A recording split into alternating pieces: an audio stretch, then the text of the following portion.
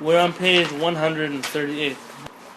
Siman Chet, it's the 8th chapter, Hilchot Tzitzit, the laws of Tzitzit, ve'atifato, and the wrapping of the Tzitzit, meaning over your body. Uvo Yud Zayin Seifim, and we have inside of this, thank you, Don, 17 Seifim. Is this related to Tali Katan or Tali? We're going to both. First halacha, Seif Aleph. Itatef b'tzitzit, you should wrap yourself in your tzitzit. How do you do that? Yivarech, you should make a blessing, ma'omed, standing up. So you wrap your tzitzit while you make a bracha, you wrap your tzitzit while you're standing up. So the order would be that before you put on your talit or tzitzit, you would be making the blessing and then put it on while you're still standing. Birkat talit. Let's look on the bottom in Halakha Brua, under the 2 lines. The blessing on the talit. Midat chasidut. It's a higher level of piety. Lomar, to say, l'shem yichud. This premeditative prayer before before you make the blessing of litatev b'tzitzit. V'chen lifnei shamvarech laneach tefillin, and also before you put in your tefillin. V'chen lifnei asiyat Shaar mitzvot, and before you do any of the other mitzvot, to say l'shem yichud. Every time it's a separate. Because you have to have individual tabernacle for each one. The Ben Ish Chaya was famous for composing the tefillah of l'shem yichud for all kinds of occasions. And this is all Pitan a lot. Yeah. Very good. But for the basic halacha, you do not have to say l'shem yichud before you put on your tzitzit. And before you do any of the other mitzvot, you don't have to say this. This kind of relates to what we were just learning. It very much relates to what we're learning. V'dai b'kach, it's enough that you should keep in mind that I'm coming to do a mitzvah. Specifically this is more important when you do a mitzvah that you have to make a blessing on. Some mitzvot you don't make blessings on. Other mitzvot you do make blessings on. And also the bracha is part of making the intention of the mitzvah known. When you make a blessing on something, when you make a blessing on a glass of wine, you make kiddush on a glass of wine, you know that you're doing it for the mitzvah. You don't make kiddush every time you drink a glass of wine. And therefore, the blessing itself is coming to help you understand that you're doing it for a mitzvah. L'shem yichud in general, let's leave the Kabbalistic part of it alone. Most of the l'shem yichuds that we have before the mitzvot include a very basic understanding of why is it that I'm doing this mitzvah. I'm tying the tefillin in my hand, and my hand represents this. I'm tying my tefillin in the head to represent that, and then therefore I'm doing them together to represent. These are all the l'shem yichuds that we do, are there to help us with a certain point. Is that the blessing that says the unification of the Yeah, Yud K and Vav K. Very good. That's the next halakha. I believe we spoke once already about l'shem yichud. One of the classes we spoke about. Hanohagim, those who have the custom. Yeah, I want to let you know about l'shem yichud. Among the Sephardic Jews, the North African, Spanish Jews never said l'shem yichud. Very rarely. It wasn't part of our nusach. We said it on some mitzvot, like Sfirat HaOmer, some said l'shem yichud, but not the rest of the mitzvot. In Iraq, other such countries, the Jews were very into saying l'shem yichud. Among the Ashkenazim, it was a big fight. The Hasidim say you do say it. Many of the Ashkenazim say you don't say it. You had many rabbis in Europe who were opposed to saying it, not just didn't say it, but were opposed to saying it for all kinds of reasons. But according to Kabbalah, it seems that the proper thing is to say l'shem yichud first, at least whenever you can. I believe Chabad Hasidim only say l'shem yichud once, and that's before Baruch Shema on Shabbat, right? But they don't even say the whole l'shem yichud, just the first sentence of l'shem yichud. About during the week. Chabad says during the week also l'shem yichud? Every day before Baruch Shema, or only on Shabbat? It's during the week too, isn't it? Yeah, during the week also? The one we take the 2 6 Yeah. Yeah, because Okay. And like the very, it's a bridge.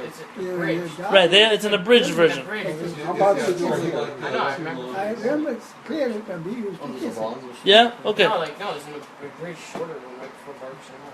Rabbi, stand with that ring. How many tzitzit did he used to kiss? That's like everybody else. 2 or 4? So, All 4. Yeah.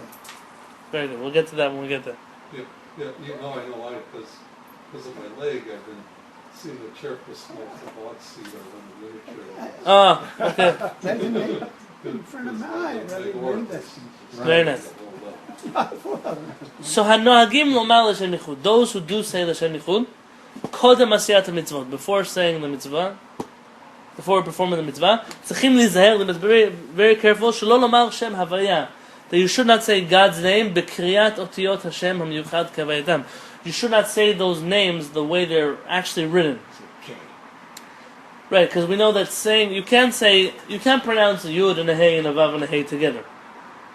You also cannot say those 4 letters together.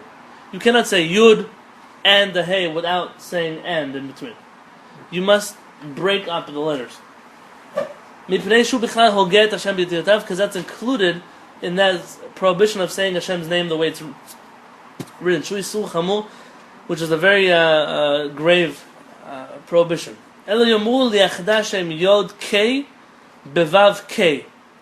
They should say, I'm coming to unify Yud with a K and a Vav with a K. K, whenever we say K, we really mean Hey. Oyamu, if you really want to say Hey, so what you do is the Echadash Shem Ot Yod Ve'ot Hey, the letter Yod with the letter Hey, Be'ot Vav, Ve'ot Hey with the letter Vav and the letter Hey, meaning you're adding the words and the letter in between. So you could say either one of these formulas. And also,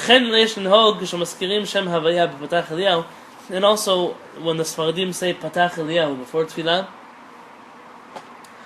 from the Zohar, you should also be careful to say Hashem's name like this. To break up the letters. But you say the real letters, right? And you're not trying to suggest that you would actually say these like. No, we actually say Yod K Bevav K. We say L'Shem Yichud Kuchai B'Chu Shchinteh, in order to unite the name of Hashem and His Shekhinah. Yachad Hashem Yod K Bevav K, to bring the Yod K together with the Vav K. We say K. Yeah. Or you could say Liachad Hashem Ot Yod Be'ot He, Be'ot Vav Be'ot He. You could say with separating with the word Ot, letter. Halcha Gimel. Tzarich la'amod, you must stand up b'sha'a, in the time shemvarech la talit, when you put on your talit. V'chen b'sha'a shemtatef b'talit, and also when you put on your big talit. So you have your tzitzit and your talit. And these 2 words you must know are interchangeable. Sometimes we'll call what you call it talit, the big one, they'll call it tzitzit. And sometimes what you call tzitzit, they'll call it talit. They're interchangeable. Right. The way we use, generally we know the difference is sometimes we'll say talit katan, the small talit, and talit gadol, the big talit, but not always. So sometimes you have to guess within the context of the words, which talit are they actually speaking about. Well, imagine somewhere in this huge section, we'll be able to distinguish between the talit katan and the talit gadol in terms of this one fulfilled mitzvah of the other. Very good, very good. I think it might even be in this. Yep. What, there are Moroccans who don't wear the talit katan on a regular basis? There's all different customs in this too? Can you bring me a book? Married, they don't. If you go straight ahead. No. Well, Sephardim start wearing talisim to daven at the time they have 4, 5, 6, even before. 13 for sure, they must. Do you already see those cream books? I'm talking about the talit. One shelf underneath to the right, Don't wear you'll see talit 3 katan red books all that are right next to each other. Like it's something min hagim, something min hagavot. Yeah, there's Atarata. Ateradavot, yes, the first volume of the 3. Thank you. It's so nice having such a big library to Baruch draw Hashem. all these things, huh? Thank God. Especially the plus of learning here, I have all my books here. Right. boys who probably could take a stack like this high. This is a Well, I never 3-volume leave my house series either in terms of my work. on the customs of Moroccan Jewry. Who's the author? Ateret Avot, a Moroccan rabbi in Israel named Rabbi Moshe Chaim, I believe his last name is Sabag, but I want to make sure. His name is Moshe Chaim Suissa. Suisse. Yeah. I know Suisse and all that. So he writes the following. Mikadmat Dina, from the days gone by, like the olden days.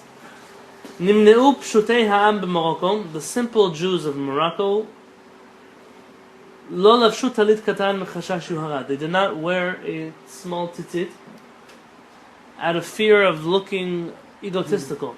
Yuhara is a prohibition. There's a prohibition in the halakha to do certain things that only Torah scholars do. For example, Covering the head in some places. very good. There were some communities where only rabbis went with head coverings. And therefore the other Jews didn't wear head coverings, not because they didn't want to, but because it was considered prohibited. Putting yourself to. Like wearing, like we once mentioned about Rabbeinu Tam Tefillin. In most of our communities, not all communities, but in our like Sephardic communities, for example, only the tzaddikim wore Rabbeinu Tam Tefillin. Even then, not all of them.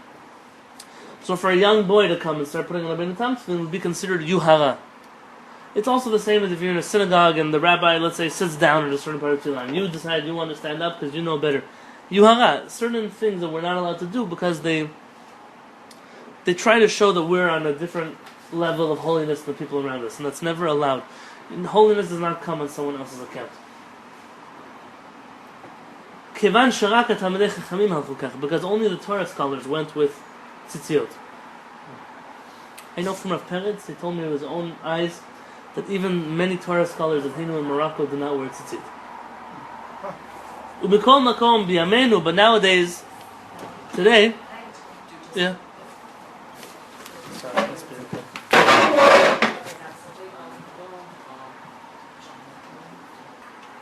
So he says today that everyone today wears tzitzit, and there's nothing to worry about because it's not a custom that it's forbidden to wear tzitzit. It was a custom that in our countries, in Morocco, for example, where people, only the Torah scholars wore tzitzit, it was considered very presumptuous, very egotistical for another person to walk around wearing tzitzit. I would like to just read to you. But how could you tell? Because in many Sephardic countries, they were tucked in. Right. It still would be performing an act that was above your pay grade, so to speak. That it would be, does he or doesn't he? Right. Only his rabbi knows for sure. Can you bring me, Duran, if you're already up? You see those black books up there under your tikkun? Yeah. Volume number 3.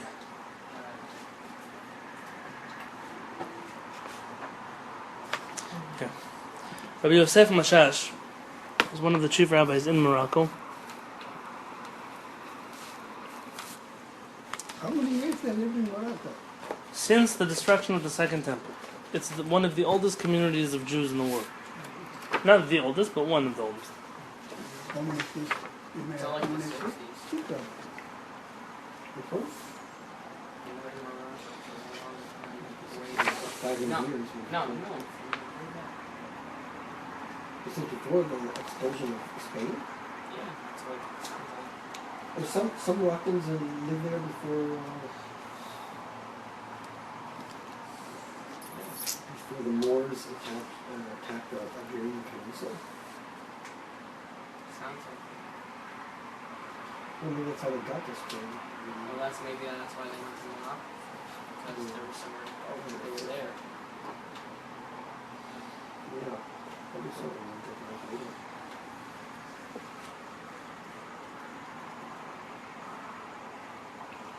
She says there are 4 reasons why a person whether not wear tzitzit. He says the 4 reasons are as follows. Because you asked. The first one is talit katan is considered a midat chasidut, a extra level of piety and not a biblical commandment. Because the basic mitzvah in the Torah is if you have an article of clothing which is four-cornered, Yeah. then you have to put on tzitzit. It's not that every Jew must go look for a four-cornered garment to put on. Don't the Rabbanan say that? That's an argument, but that's the basic halakha, is that only if you have a four-cornered garment do you have to put on tzitzit. The second,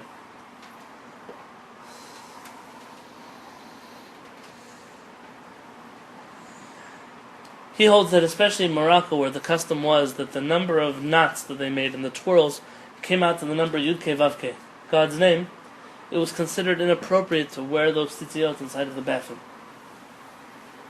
Now today, many of us make different numbers of knots, so it wouldn't be relevant. But in Morocco, the custom was to do Yud Ke Vav Ke. So in the first section, you had 10 twirls. The second section, 5. The third section, 6. And the last section, 5. So it was Yud Ke Vav Ke. Said it was, you can't walk to the bathroom with such clothing. The third, it's very normal that people would be tzitziot rip, things get old, people rip things, and the problem here is that you can end up wearing a four-cornered garment that you didn't have to wear in the first place, but now you're wearing it without kosher tzitzit, and so now you're violating a biblical prohibition. You thought you were going to do something holy, but really you ended up going the other direction. And he says today's tzitzit also the different problem. Today's tzitzit are very small. You don't actually fulfill the mitzvah of tzitzit with a small amount of clothing. It says in the Torah, it's your ksut, the clothing that covers you. This doesn't cover you. You'd be embarrassed to walk out into the marketplace with clothing this small.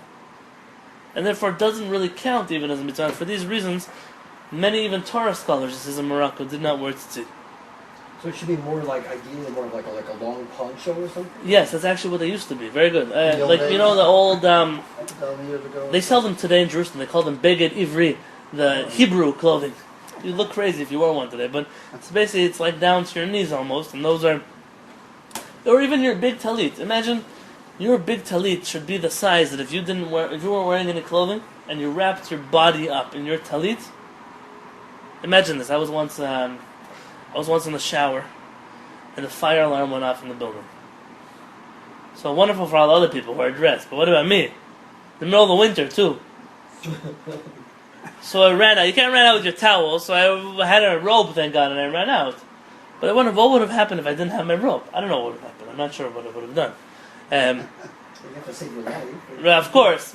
It Now, happened? sure it happened, man. To me, it happened. So the idea is, if you had a fire alarm and you were in the middle of a shower, is your tzitzit big enough that if you would put it on and you would run outside, you would feel very comfortable standing outside? Today. Not today. What about your talit? You have to work if you have the big one. If you have the big one. If you have a big one, for example myself, your talit should be long enough that really pretty much covers your body. And it needs to cover a young boy's body. But imagine yours, that's considered clothing. I mean, it's something you would wear, you could wear. Maybe you're wearing all day. So, that's why these little neck talitot that some denominations wear, those are not real. They're not really talitot. They don't cover anything. They don't even cover your neck. Or A the scarf. white scarves. The white scarves? The reason they have those white scarves, why? Who has white scarves? Or the priest. Very good. The priests have white scarves. And so in order to fit into the reverend-like clothing, they made talitot look like we have the same thing as you, just ours have tzitzit at the end. Made by machines. In China. That's, And they copied us in the first place with their shrunken version. The Catholic priesthood with their long white Yeah. pants that they wore. There's another halakha, just so you know, about covering your head. In many communities, Ashkenazi communities, for example, they don't cover their head until what age? Do you have any yekis in yeshiva now? 9? I don't know. They don't cover their head with the talit until Talit till they're married. they're married. I mean, even if they wore a talit, you wouldn't cover your head with it. Yeah. By the many Sfaradim, you would only cover your head if you were a Torah scholar. Which is why you walk into many Sephardic synagogues and you won't see people with their heads covered. They wear talitot, but they won't cover. The rabbi would rip it off the. He was one of these rabbis. He would rip it off of people's heads if they were not Torah scholars. But Expensive one? So long as If you're, they were good, they would take it down and say like, hey, don't show off. Oh. so long as you're in Kollel, it's consistently, you could cover your head with No, clothes. you're not. Today's vacation. Skip it.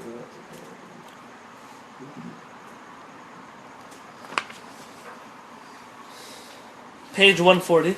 Uvdiavad. What happens if after the fact you make a blessing in your tzitzit, you were sitting down?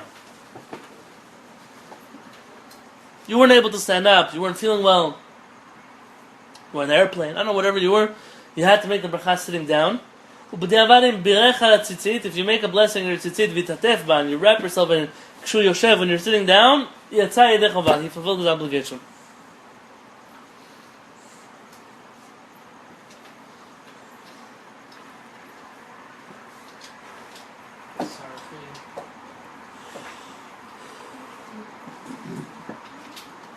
Now this is after the fact. Let's say you didn't realize you would need to just stand up. Are you allowed to intentionally put on your tzitzit sitting down if you're not well or you're old or whatever it would be? It's page 141. Zaken, an elderly person, or chole, or a sick person, shekasher lehem la'amod, that it's hard for them to stand up. Reshaim afilu lechatchila, they're allowed even at an ideal level. Levarech u'litatef b'tzitzit miyushav, they're allowed to do it sitting down at an ideal level. I mean, they don't even have to bother getting up.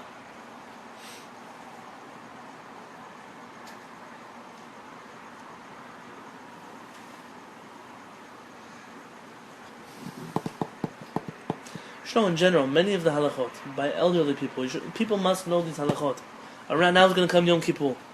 Yom Kippur, a lot of the services, especially not in Sephardic communities, the Aron Kodesh is open a lot. And whenever the Aron Kodesh is open, you have to stand up. It's the custom. You don't have to stand up, it's the custom to stand up. You only must stand up for a Torah when? Torah's carried. When the Torah is carried, right? When it's being moved around. But when it's sitting in the Aron Kodesh, you technically don't have to stand up. Sometimes I see it, like I go to check something in the Aron Kodesh, I open it up, everyone stands up. You don't have to. It's a good thing. Out of honor to the Torah, that whenever you see it, you stand. But people don't tell. There are elderly people that have a very hard time standing up, and they really hurt themselves standing up. And they must be told beforehand, you don't, if you're too tired, if you could try to stand up, but if it's too much for you, just sit down. So long as the Torah is not moving, it's not being carried around, you're allowed to sit down. The same thing for people who are not well. They don't need to exert extra energy in order to be standing for these things.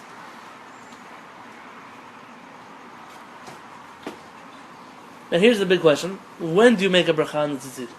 At what point of putting it on? So I can run your body against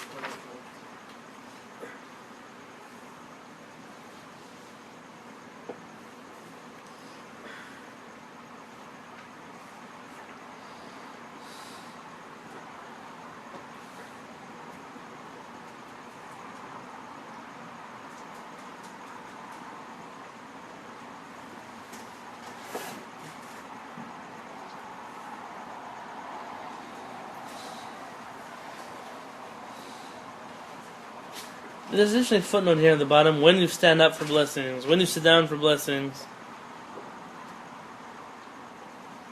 Okay, not for right now.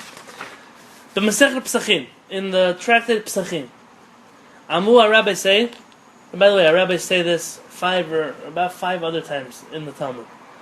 Kol ha-mitzvot, all the mitzvot, listen very carefully, you've heard this from me before. Mivarech alehem, you make a blessing about them, you make a blessing on them, over la'asiyatan, before you do the mitzvah. V'chein pasku Rambam. The Rambam says halacha. Every blessing, you make the blessing before you do the mitzvah. V'hatul. And the Tul. V'Shulchan Aruch. And Rabbi Yosef Karo. They all say that all the blessings you must make before you do the mitzvah.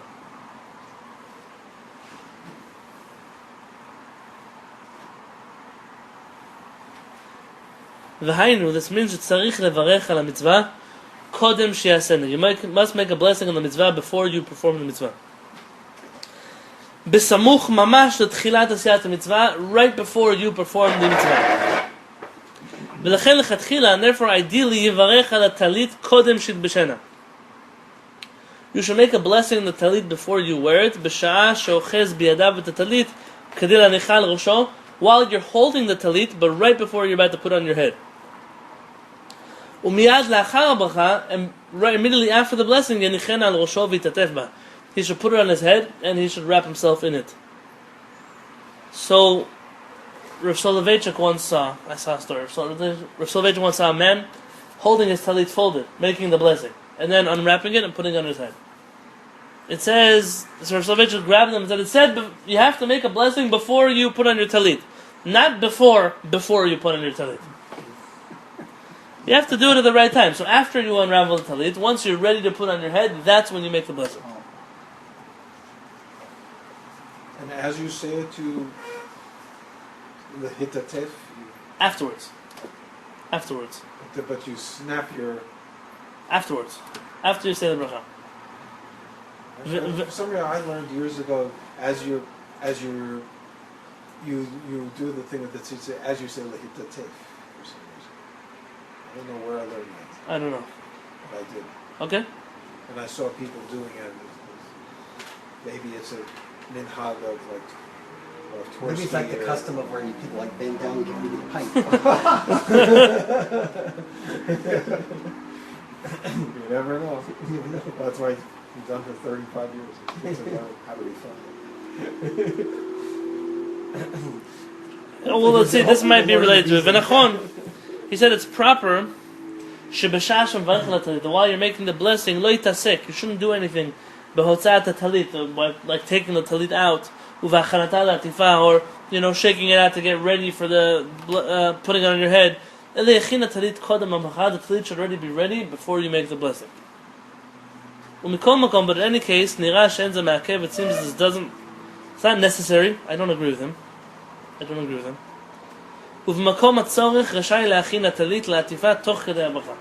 You're allowed to, while you're making the bracha, you can really get your talit ready to put it on if you need to.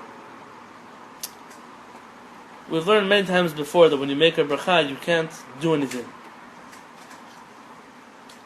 So I wouldn't change that here either. Just talit should be ready before you make the bracha, and right after the bracha, you should already be ready to wrap yourself inside of the talit. So again, you're saying it as it's over your head. Yeah, you're like. It shouldn't be on you. It could be behind you. It could be in front of you. It could be wherever you hold it beforehand. Some people like to hold it in front of them. Not on the table. Because they, right, because they have a blessing written on the talit. Yeah. Some people. Do you know that joke? I want to share it with you. They said there was a Mr. O'Brien, a good Irish guy, and he for years was trying to get into this exclusive Jewish country club. Now, by the way, the opposite is true. I don't think Jews have country clubs. It was always the other way around. There were, country clubs the Jews could never get into. So I guess there's a whole genre of Jewish country club jokes. So he comes to his friend, Mr. Goldberg, is the president over there in this country club. He says, can you get me into the country club? He says, you can't come. This is a Jewish-only country club. And for years he's trying to get in. Finally, after 20 years, Mr. Goldberg says, okay, I'll let you in. But if they ask you your name, tell them your name is Mr. Goldman.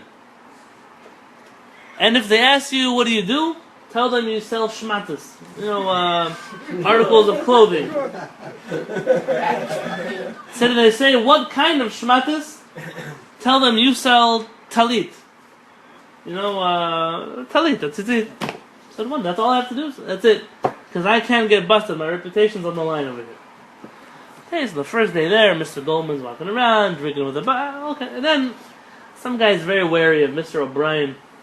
So he comes over and says, "Hi, sir, how are you? Welcome to the country club. Shalom Aleichem, what's your name?" He says, "My name is Mr. Goldman." And he said, "Really, Mr. Goldman, what do you do?" Because I'm in the shmata industry. So that's amazing. He said, and what kind of shmatas do you deal with? He says, me, I sell talitot. He said, that's great, because I've always had a question about the talit. See, I have a talit, they got it for me by my bar mitzvah, but I can't read Hebrew. Could you tell me, what does it mean, that blessing that's on the collar of the talit? And Mr. O'Brien is stuck. And he says, I'll tell you the truth, I would love to help you out. I only sell the sleeves.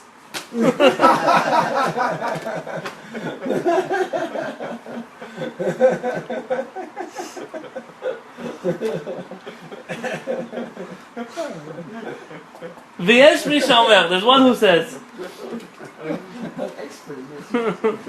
שצריך לאחוז הטלית בשעת הברכה, that you must hold your talit while you're making the blessing, page 142, ביד ימין בלבד, with your right hand only, ולא בשתי ידיו, and not with both your hands.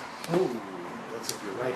This is from the HaShamayim, brought down in the name of the Kabbalists of Jerusalem, of Yeshivat Bet El, that they only held their talit in their right hand. Ulam halacha, but according to halacha, nira she'en tzorch lachmir b'ze klal, you don't at all have to take this into consideration.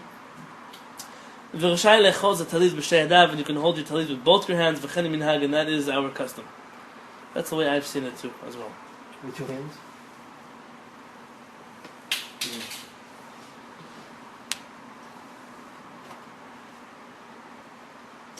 And the reasoning that